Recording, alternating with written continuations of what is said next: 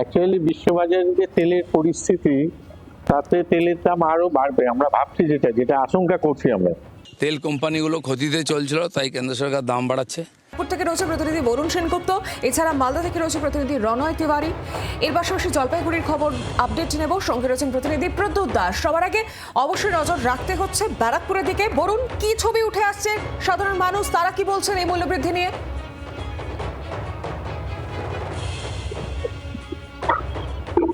এই মূল্যবৃদ্ধি পেট্রোল ডিজেলে তা নিয়ে সাধারণত কিন্তু যারা রোজকার পেট্রোল ডিজেল যাদের লাগে তারা কিন্তু স্বভাবতই হতাশ। একেবারে যারা পেট্রোল পাম্পে তেল ভরতে আসছেন, আমরা একটু তাদের সঙ্গে কথা বলতে। প্রত্যেক দিন তো তেল লাগে আপনাদের, আজকে তেলের দাম এতটা বাড়লো, কি বলবেন? কি বলবো, অসুবিধার মধ্যে পড়তে হচ্ছে, বহুত অসুবিধার মধ্যে পড়তে হচ্ছে। একটা প্রত্যেক দিন তো লাগে আপনাদের পেট্রোল? প্রত্যেক দিনই লাগে। এই যে দাম বাড়ছে পর 10 দিনের মধ্যে 4 বার বেড়ে গেল, কতটা অসুবিধা হচ্ছে? বহুত অসুবিধা হচ্ছে। এখন তুমি শুনছো যে প্রত্যেকেই যারা রয়েছেন এখানে, যারা পেট্রোল ভরছেন, তাদের সঙ্গে একটু কথা বলতে।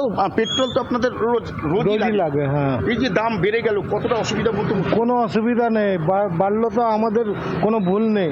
150 টাকা বাবু। হ্যাঁ, এটা তো হচ্ছে, যুদ্ধ হচ্ছে বলে তো তেল তো ওখান থেকেই আসছে না, তার জন্যই বেড়ে গেছে। হ্যাঁ, তো বাড়বে, আরও বাড়তে পারে যদি এরকমই পরিস্থিতি থাকে।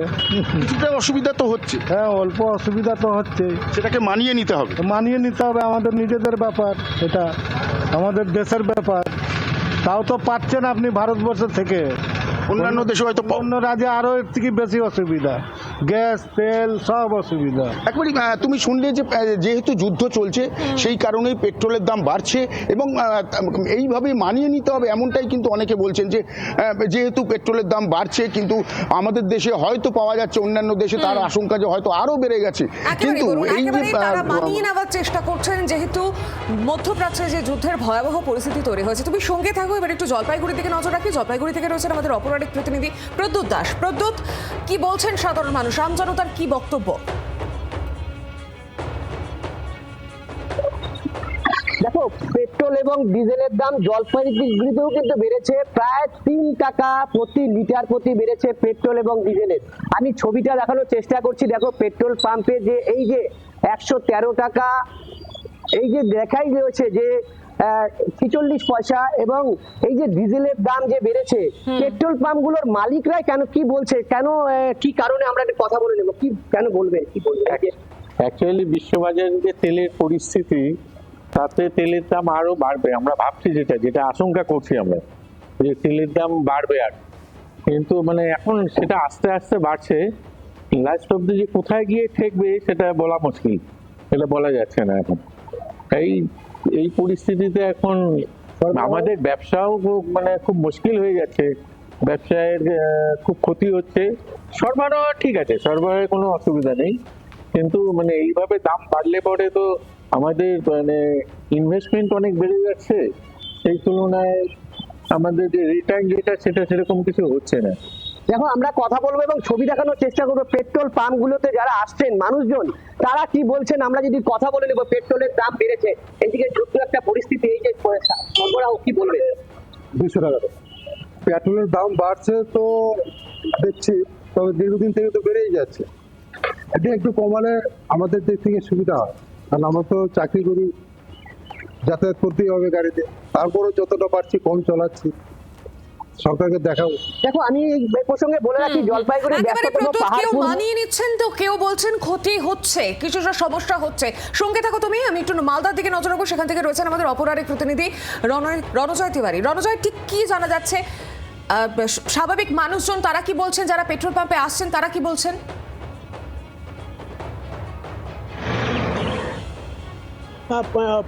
জেলার বিভিন্ন প্রান্তের যে ছবি দেখা যাচ্ছে, মূলত বিভিন্ন জেলাতে যে ছবি দেখা যাচ্ছে, একই ছবি কিন্তু মালদাতে রয়েছে।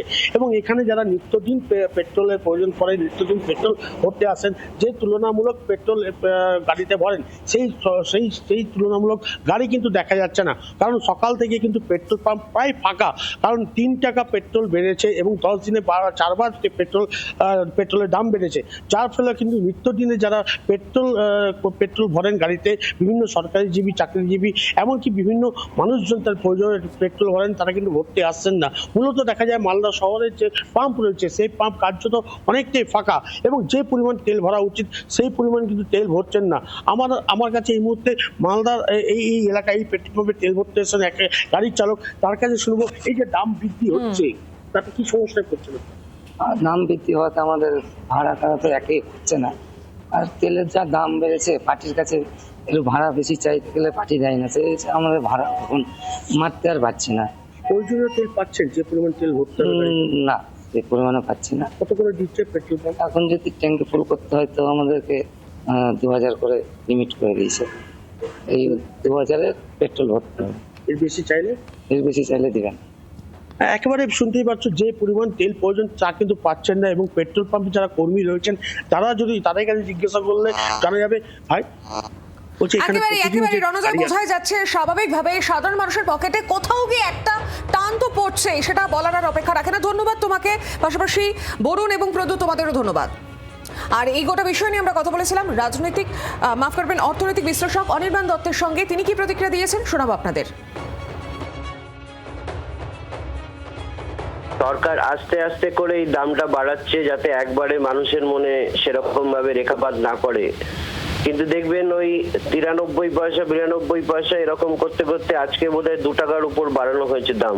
কিন্তু সরকারেরও তো হাত পা বাঁধা। একটা জিনিস তো মানতে হবে, বাস্তবতাটা কি, একটা বিশ্বজুড়ে জ্বালানি সংকট, একটা যুদ্ধ যেটা থামার কোনো লক্ষণ নেই, হরমুজ প্রণালী নর্মালাইজ হওয়ার কোনো সম্ভাবনা নেই, জাহাজ আসতে পারছে না, তেল আসতে পারছে না, তেল ছাড়া ভারতবর্ষ চলতে পারবে না। সেই জায়গায় সরকার তো বিভিন্ন অল্টারনেটিভ জায়গা থেকে তেল কেনার প্রস্তুতি নিয়েছে, অন্যান্য জায়গা থেকে তেল কিনছে, কিন্তু আন্তর্জাতিক বাজারে তেলের দাম বাড়াতে সরকারেরও নাভিশ্বাস উঠে যাচ্ছে। সরকার 75 দিন অবধি কিন্তু এই ছাকা সাধারণ মানুষের উপর দিয়ে দিতে দেননি, সরকার নিজের উপরে সেই চাপটা নিয়েছিল। কিন্তু রাজকোষে যদি চাপ বারবার করে পড়তে থাকে, একটা বৃহত্তর সামাজিক প্রেক্ষাপটটাই চেঞ্জ হয়ে যাবে। আর এই জ্বালানির মূল্য বৃদ্ধি নিয়ে মন্ত্রী দিলীপ ঘোষ তিনি কি বলছেন শোনাই আপনাদের। ক্রাইসিস চলছে এখন, তেল কোম্পানিগুলো ক্ষতিতে চলছিল, তাই কেন্দ্র সরকার দাম বাড়াচ্ছে। সারা বিশ্বের দিকে একটু তাকালে বুঝতে পারবেন কী পরিস্থিতি হচ্ছে। পেট্রোলই পাওয়া যায় না, রাত জেগে জেগে লোকে নেয়। এখন অ্যাভেলেবেল আছে, কিন্তু অয়েল কোম্পানিগুলো বহুদিন ধরে ক্ষতি স্বীকার করে চালাচ্ছিল, তাই তাদেরকে একটুখানি তো সুযোগ দিতে হবে, নাহলে কোম্পানি বন্ধ হয়ে যাবে।